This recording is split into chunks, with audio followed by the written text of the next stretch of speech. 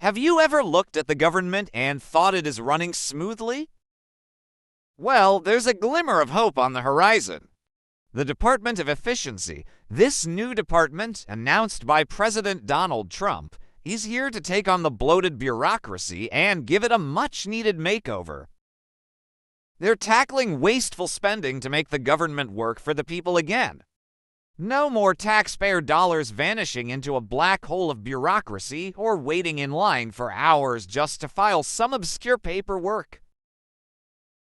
Cut through the red tape, and who better to lead this charge than a couple of guys known for efficiency? The days of reckless spending are numbered.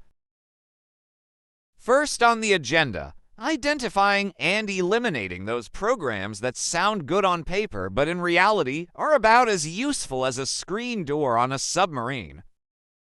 We're talking about redundancy and outdated regulations. What about contracts that will make your head spin? That is where transparency is key, folks. Next up, improving service delivery, making government services more accessible, efficient, and user-friendly. Imagine that, a government that actually works for you. They are gonna roll out advanced monitoring systems to keep a close eye on how taxpayer money is being spent. Folks, this sounds like competency for a change. This all sounds great, but who in their right mind would want to tackle this bureaucratic swamp? It can only be real leaders and visionaries. Buckle up. The Commander-in-Chief have chosen to visionaries know for their efficiency and, dare I say, eccentricity.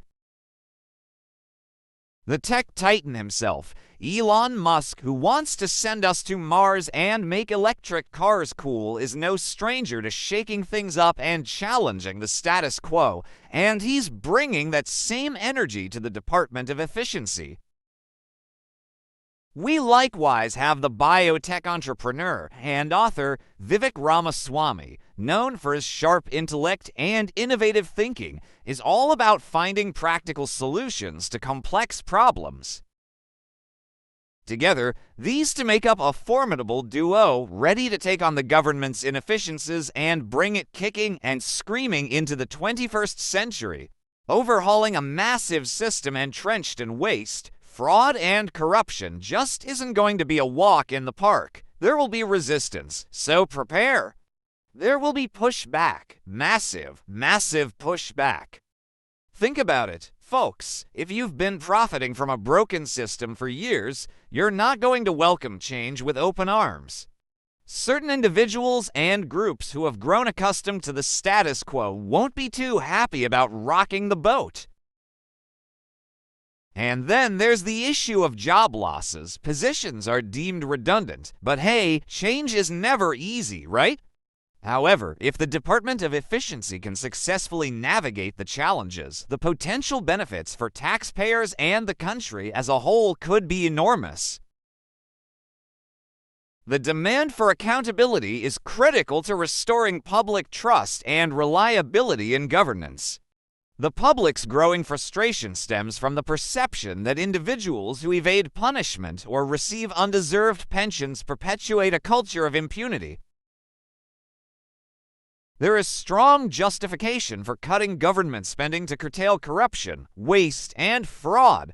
Imagine, the national debt's interest payments now exceed the military defense budget. Fiscal irresponsibility. Simultaneously, taxpayers' dollars continue to fund escalations of various wars. This strain exposes a critical need for fundamental change in how resources are allocated and governed.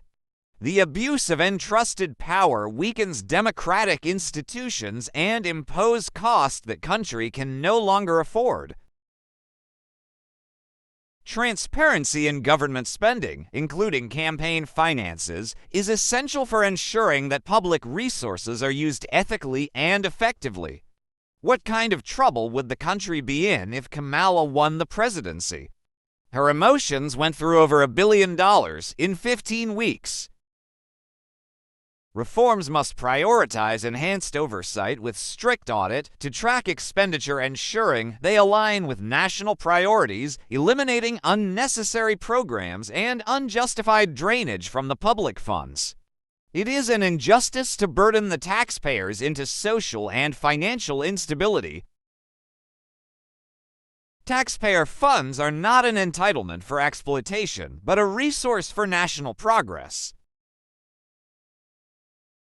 Yes, it is true that reform will provoke resistance from those who benefit from inefficiencies, including corrupt officials and their networks. However, such tension is a necessary byproduct of progress. Disrupting these unethical practices will reallocate resources to where they are most needed. Regulatory frameworks that hinder efficiency and economic growth will have to be streamlined. There will be a shift in redundant roles and responsibility to the private sector to promote accountability and cost effectiveness in reinforcing a culture of integrity.